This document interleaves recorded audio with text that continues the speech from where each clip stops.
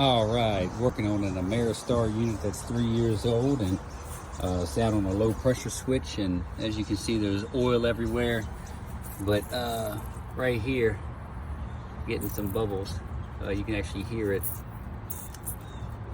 Anyway, so I'm going to probably go ahead and evacuate the system, braze that up, pull a vacuum, weigh in all new refrigerant. How can we help you today?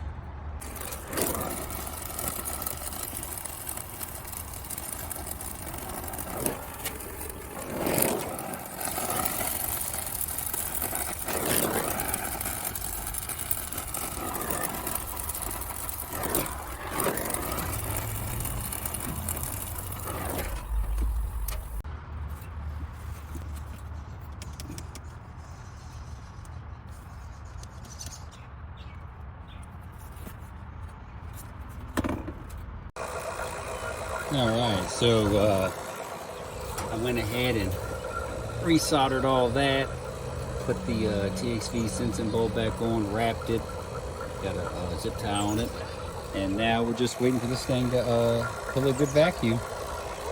We're doing good.